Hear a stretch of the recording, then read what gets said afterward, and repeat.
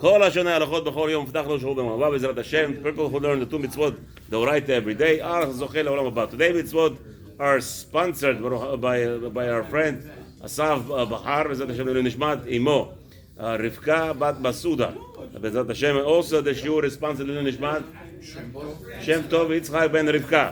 And also בעזרת השם this shiur is sponsored לרפואה שלמה לכל עמו ישראל ובכללם לחי בת לאה וגם יוסף בן רחל, רפואה שלמה בעזרת השם. Okay, so the first of mitzvah we said, mitzvah is going to be in mitzvah number 103, bringing the incense offering. As it says in the Torah, v'hiktir alav Aaron ketoret. So the mitzvah of ketoret is mitzvah number 103. Anybody asks you? Now you know. Mitzvah number 104, we're not allowed to sacrifice anything but ketoret and the mitzvah hazahav. In the kodesh we had mitzvah hazahav. Over there, you're not allowed to bring anything else but incense. So that's what we're going to discuss now. Have a safe flight, Mitzvah Hashem. מצוות הקטרת קטורת, שנסתוו הכהנים להקטיר קטורת, שמים פעמיים בכל יום על מזבח הזהב. So, the Kohanim are commanded, mitzvah number 103, to bring twice a day a ketoret, an incense, a special mixture of incense, which was prepared specifically, also was exclusive by one family in the Kohanim industry, the industry of Kohanim over there. So they had special Kohanim that knew how to do that. This was the mixture. And it had to be done twice a day. Rabbi Moshe is joining us? A Kohen? Okay, V'zat Hashem. Sheneimar, as it says over there in the Torah, in the 30th chapter, 7th pasuk, in Shmot. V'hiktir alav. Can you stay a few minutes with us? Rabbi Moshe, you with us? V'zat Hashem. So now, v'hiktir alav Aaron ketoret. As it says over there in the Torah, 30th chapter, 7th pasuk, and he will be baktir aned the ketoret. Samim babokir. It says in the Torah, babokir beitivo et anirot. He should do it as he is, making the nirot good also at the same time. Ubechol shana v'shana, and every year that they hear mitzvat aleinu laasot mimena kidei leaktir ba kemo shamarnu. And every year, I guess they were preparing it. Right, it was prepared once a year. It was for the entire year, 368 manot, as we say it every morning, right? 368 portions, and it was right, as we say it every morning, Baruch Hashem, baktorit, and it was split into two, one in the morning, one in the afternoon, right? So okay, so the rabbi says, continues here, ועשייתה והמצווה שנעשית בה בכל יום נחשב למצוות אחת. So now, the making of this mitzvah and performing the mitzvah, meaning doing the aktoret, the preparation, and the aktoret is one mitzvah. You shouldn't think it's two different mitzvah. That making it is one mitzvah, doing the aktara, actually bringing it on the mizbech is another mitzvah. The rabbi wants to say to you right away, no, it's one mitzvah. לפי שסוף מצוות עשייתה אינה אלא להקטיר בה. Okay, the end result, the whole purpose of you preparing this the Torah is in order to bring it on the altar. So don't think now it's two mitzvot, right? Of preparing, and even though the Torah says that you prepare it and bring it, it's still one mitzvah. ואף על פי ששני כתובים שהמצווה מצאנו בין עשייה והקטרה. Even though the Rambam says over here, the Torah it looks like it's commanding you to. The Torah is commanding you to prepare it. The Torah is commanding you to bring it. So, like we said, you might think it's two. However, but how do we know that there is a such thing that says it's also preparing it? Sheneimar in the Parashat Kitisa over there, that in Sefer Devarim, 30th chapter, 34 pasuk. Kach lecha samim. It says over there, you shall take for yourself the incense, the spices. So over there, it's teaching us that you have an obligation to prepare it. וכאן כתוב והקטיר עליו אהרון. And over here it says, and you make הקטרה, bring it. So, אף על פי כן, ראיתי למחשבי המצוות, שחושבים הכל מצווה אחת. So according to all the people who are enumerating, all the mitzvot that are mentioned in the Torah, according to Rambam as well, it's one mitzvah. אין בזה מחלוקת ביניהם כלל. Not one in all the Rishonim who enumerate us all the list of the mitzvot, not one of them says it's two different mitzvot. It's one. Okay. Now, Aval, אבל יחלקו בה בעניין אחר. However, there is some machloket in it, and the rabbi says it's a beautiful thing. What's the purpose of this machloket? Sometimes you do things out of ordinary, so people will memorize things, right? No? So that's one of the things that you say something get people's attention. So but over here, it's actually something strange. He's telling us that there is no machloket kiviyachol for us to remember it, because out of ordinary, you remember it because everything is machloket. Everything is machloket. Over here, there is no machloket. He says. So remember it because it's no machloket. You'll remember mitzvah 103 for the rest of your life. Which mitzvah has no machloket in the world? Mitzvah 103. No machloket from Rishonim. That the mixture, even though the Torah, it's very strange. The Torah is giving you commandment to make something, and then it's telling you commandment to burn it, right? So you would think it's okay, 2 commandments. No, 1 commandment. So and Rabbi himself, no one argues about it. Remember that forever? That's the whole point of this shiur. Okay. However, it says like this. However, there is some machloket. No, I have to kick you. It was not enough. It was too good to be true. But there is some machloket. It says, what's the machloket? הרמב"ם זכרונו לברכה יימנע כתורת של שחרית ושל ערבית מצווה אחת. והרמב"ם זכרונו לברכה כתב שהן נמנו שתיים וראיותיו בספרו. Now, what's the machloket? We said, what did we say? We said you have to make 368 manot, right? You make 368 portions, and then you make half a portion in the morning, half a portion at night. Now, according to Rambam, listen, if it's half of the shiur, half of the measurement in the morning, so that's 1 mitzvah. That's Rambam's explanation, Mistama. Ramban says, no, I have 2 mitzvot, 2 commandments. I don't know if he's comparing it to Tamid, right? You have Tamid in the morning, Tamid at night. I don't know. I don't remember. Maybe we'll hit it one time if there is a 2 mitzvot in the Tamid. Maybe 1 in the morning, 1 in the Mistama. It's 2 mitzvot because Hakadosh Baruch Hu tells you should do it 1 in the morning, 1 at night. And over there is no chatzayin. There is no halfway to. So Mistama Ramban's. I'm not sure. Let's see what it says quickly here if we can see. That's what I'm saying. Yeah. That's the reason. That's the reason. The Ramban says Tamid. So Ramban says since Tamid is brought in the morning, 1 mitzvah. Tamid brought in the afternoon is a 2nd mitzvah. So 2 ketoret, even though it's a half portion, but it's still its own mitzvah. So now, according to Ramban, there is 2 different mitzvot. One of the ketoret when you bring it up. Even though everybody agrees that when you mix it together, when you prepare it, and you do the haftarah, it's 1 mitzvah. So it's no separate mitzvah for preparing it. So, but what is the machloket? The Rambam says here, the machloket is when you bring it at night and in the morning and afternoon, late in the afternoon. This means considers that 2 mitzvot or 1 mitzvah. Okay. Mitzvah mitzvah. What is the purpose of this mitzvah? גם כן להגדיל כבוד הבית ולהיות מעלתו ומראו על פי כל אדם. Okay, על פני כל אדם. It's also the most important thing. The Beit HaMikdash is being elevated through this importance that there's a Ketoret, and the Gemara tells you a whole big machloket between one time. The Chachamim said the Kohanim were overcharging, right? So they decided to fire them. That family. There was one family that knew Rabbi Moshe, make sure we're going to get connected. It's your family. Right? They do a Ketoret, right? These guys are mixing the Ketoret.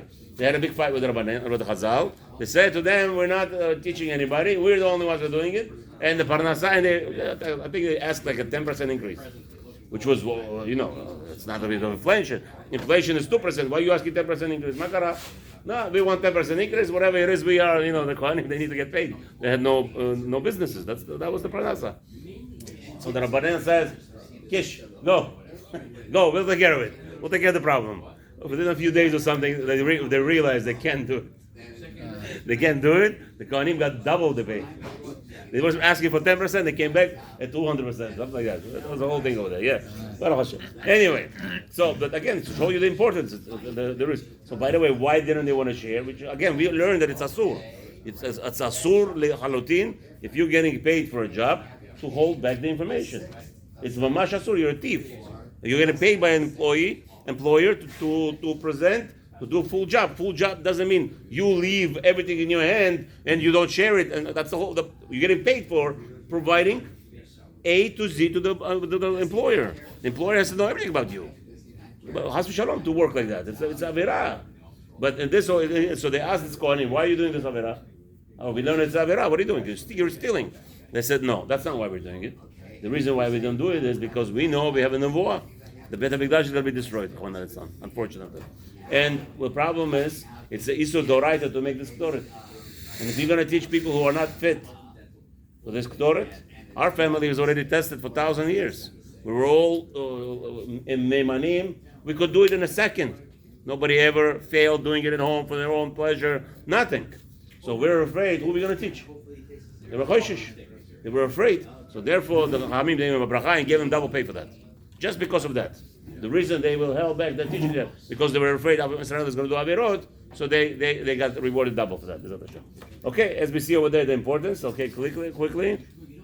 Now, but all the discussions how to perform the mitzvah is later on discussed. It's not the purpose of the shiur. Okay. ונוהגת בזמן הבית בזכרי הכהונה והמקטיר את כדינו קיים עשה זה. So he says this mitzvah is specifically in time in Beit HaMikdash, and only by males of the Kohuna. No woman is allowed to prepare it, even though Mistama she knows. The whole family would know, probably. They always discuss how to make it, how to perfect it. Mistama by the table, whatever it is on Shabbat. Still, a woman is not allowed to prepare it. V'amaktir kedina kayem aseh. So now, sorry, not just preparing it, also performing it. Women are not allowed to be involved, only males. And however, the person who is performing it properly is mikayem mitzvat melech Baruch Hashem, and he will get rewarded for it. Now he doesn't say over here, what if he doesn't? Mistama doesn't. You understand it? There's no what's his name. What's the punishment for not performing mitzvot properly in the Beit HaMikdash? Anybody knows? Yeah, you wish. Hashem takes care of it. Yeah. Hashem takes care of it. Yeah. Mitamid Hashemayim. This is mitkalkel. The whole purpose of the Beit HaMikdash. The Kohanim, the job is very important, and if they're performing it ill performing it, shalom, they're destroying the world. So Kadosh Baruch Hu will take care of such people. Shalom. We should now know. Okay, no. Mitzvah number 104. Mitzvah number 104. We said shelo leaktir or leakriv ala mizbeach hazahav. So now we had two altars, right? We had one altar. Who knows what's the height of the altar? The one outside? The Mizbeach outside. Who knows? Come on, I told you already, guys. 16 amot. It was 32 feet high. So they had a ramp, 60-foot ramp, by the way. The Kohanim had to climb up 60-foot ramp. Now, can they walk? No. They were walking toe to heel. Toe to heel. What? Yeah, right. Toe to heel.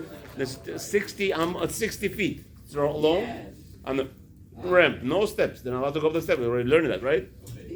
So the Mizbeach was 32 feet high. Okay? So he said over there, so that's one Mizbeach. Then there was another Mizbeach inside.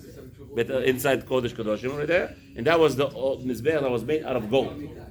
And on that Mizbeach, no meat was brought, ever.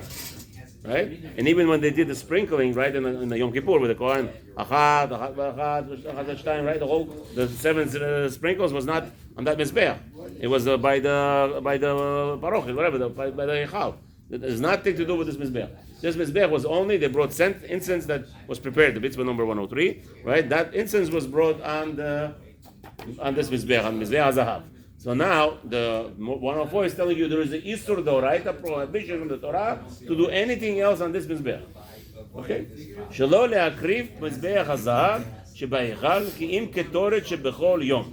So the only thing that were nothing else can be brought on this Mizbeach, on the golden Mizbeach, except for the Ketoret. Zulati hazot adamim miyom haKippurim liyom haKippurim. So on Yom Kippur there was something where the blood was done. I don't know. I didn't know there was one Mizbeach. He says some kind of, they were throwing at him towards Mizbeach. I thought it was towards the. Okay, we'll see. Shneimar, it says over there, Lo ta'alu alav ketoret zara ve'ola u'mincha v'nesach lo tazchu alav. You're not allowed to do nothing else. It says in the 30th chapter in Shemot, Pasuk Ted, Lo ta'alu alav. You're not allowed to bring in ketoret zara, anything that doesn't have proper mixture. So let's say we had Chas v'Shalom. There was time the Gemara says that they didn't have one spice. They had 11 spices, right? The mixture, or they had all 11, but there was not the right measurement. So that's called the Ketoret Zara. Not allowed to bring it in the Mizbeach. Right? One time I remember in Queens, we had no pomegranate. No pomegranate on Rosh Hashanah. Right? So what was the major question that Rabbi got? Every rabbi got a phone call, I remember. That was a big discussion. Can we use a cactus fruit? Cactus fruit, yeah. Cactus fruit is for the rimon instead of rimon. A lot of seeds also. There's a lot of seeds, so right? Sabras? Yeah.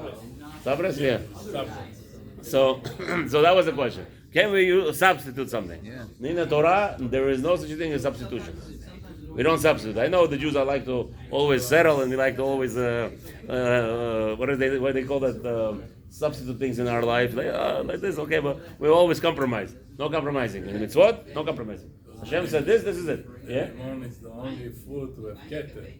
Right. The crown. So the cactus fruit also looks like a crown. 365 mitzvot. What? 613 seeds inside. 613, yeah. 600. Yeah, but I think the cactus also looks like a crown in the back.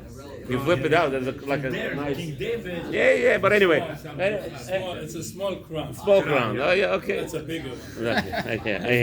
I hear. But that was the excuse. That was everybody's. That was the number one question of that year. I remember we had that year. I think somebody brought. That was like a week before. Then somebody did find. They brought pomegranate. It was like white pomegranate instead of red pomegranate. Yeah. It was not right. Whatever. Okay. Okay. Now, also, what about olah? You cannot bring burned offering. You cannot bring, let's say, burned. What are you going to bring? A cow? It's a small mizbeach. So maybe you'll think you're going to bring a bird. You cannot do that. No mincha. You cannot bring nothing. No mincha. Mincha is a kometz. How much is mincha already? Mincha is like this, right? Rabbi Moshe, can you do this? You take a kometz, you take it with the flour with your fingers, and then with the agudal, you have to clean everything. Show me. Let me see. No, agudal, you have to. This, you have to clean up everything. Huh? Yeah, you see? That's it. That's what it's supposed to do. That's what the Kohen is supposed to do. Like this.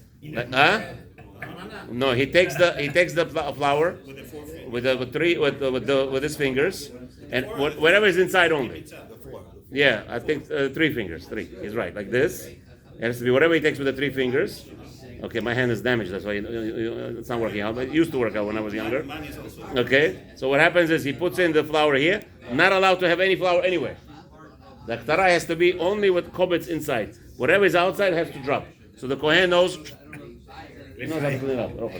Okay. Anyway, so that also is not allowed to be brought on the small mizbeach, that gold mizbeach. Also, what about wine? What is the big deal? Just they'll take a schnapps drop and put it over there as a ketoret, as we did in the big mizbeach. Asur. Kar katabnu lemala. בשם מצווה we already said תשובה לשאול על צד של הפשט על עניין מצוות בניית הבית הקדוש לעיר ברוך הוא. So it says the same thing as we learned earlier. The whole purpose of building the Beit HaMikdash was to elevate the holiness of this mokom, of this place. לעניין היות שם כלים יקרים לעבודה ושלוחן ומנורה. So there were special utensils that were designed specifically for that purpose. אחרי זאת, אין ליגע מחשבתנו במה שאינו צריך ולחפש טעם למה יצווה האלה לבא לנקטיר במזבח הזהב כתורת זרה. So don't think twice even. Don't start analyzing. Maybe, what's the purpose? What's the problem with Hashem? If I put this a little bit chobetz, what's the big deal? Or little schnapps of wine over there. Don't make up your chokhmot. Right? If Hashem told you, in that place I want only one thing, is Torah, that's what it is. Nothing else. שאם כן יחייבנו לחפש למה ציווה אותנו להיות נרות המנורה 7 ולא 8. So if you're going to start making חשבונות, says חס ושלום, you're going to start asking, why not 8? Why not 8 candles? Why only 7? And then you're going to, ועל הפרטים אין ההקר ולא תשיג בהן המחשבה לעולם. Again, we have to understand, it's what we're doing here, some people might even, some Rabbanim are going to say, what is this? Not everybody is agreeing with all those business. They're going to say, why are you giving reasons for the mitzvot? And I told you many times, we're not learning here to know the reasons of the mitzvot. We're learning all the salt and pepper we're adding here is for you to memorize the mitzvot. The purpose of this analogy is a little bit, we're not telling you, this is why the mitzvah is created. That's not true. There is no, and hekel letvunato. You will never come to Hashem's not understanding. You'll never come to Hashem's grasp. We will never be able to grasp what is purpose of any mitzvah. We'll never be able to. Never will happen. No mitzvah by us will be understood. We have some logical things that we throw on them that will make sense. There's only one purpose for that. And the purpose for that is for you to remember. Because anything that has some kind of a logical sense to your mind, it settles in and you will have a memory. Remember, we have files in our heads. We always make files. This is this is that. So HaKadosh Baruch Hu tells you, here's the mitzvot. Alevai, we should not need any tamim to remember. But we're not at that level. We're people who are simple people. We need reasons. We need more elevation. We eat 20 types of different rice a week sometimes, right? We need all different. We can't eat one form of rice. Even we Bukharians have the best rice, the best meal with the rice. Don't argue with me, Moroccans. Bukharians have finished. It's like the Benisha with the man. They wanted some meat. Right, that's right. They had everything they Right? needed, but they even though Bukharians have all the best rice in the world, but what do you see? Bukharians are going crazy for sushi. When we came to America, what sushi? Are you people crazy? Go eat loaf. No, they eat sushi. What happened to sushi? What? No, we need something else. We need extra. That's what neshama is. All about extra. No invented sushi. No. Bukharian. Yeah, to Bukhari. Said how we can open a restaurant without a kitchen. Without a kitchen. Okay. That's okay, I like that. Anyways, Chacham. So that's the rabbi says here, be very careful. When you start delving into mitzvot, you should not make that mistake that this is the main reasons. As we said, every question in the Torah has 42 million reasons. 42 million different answers. Right? Wow. So there's no, you can never, so in order to prevent you from going deeper, sometimes HaKadosh Baruch Hu says to you, this is the law, finished. Why the golden mizbeach? You can do nothing on it. So you tell me it's not big. Okay, don't bring me a big cattle. Bring me a bird. No bird. Nothing. You don't do nothing there. Finish. Okay? This mitzvah of not bringing on anything else but the ketoret on the golden mizman, habayit the kohanim. This is obviously the time of the kohanim, and it was Bet HaMikdash. V'haover al zeh v'hikriv o zarag bo. However, any Jew, or let's say even the Kohen, or even the Kohen Gadol, he went in there and he broke through on it. Ki im davar hara'u le'akriv bo kemo she'amarnu, chayav malkut oyeh, he will get a transgression of malkut. Why is this more severe than the previous one? The previous one we said the Chori is going to be chayav mitah, right? We said if the Kohen fails to do Ktoret, or he does what's his name, not proper there something over there, obviously. We said that whenever the Torah doesn't tell you a punishment, that's the most dangerous part, right? So, but over here, that since there is a law, there is a prohibition.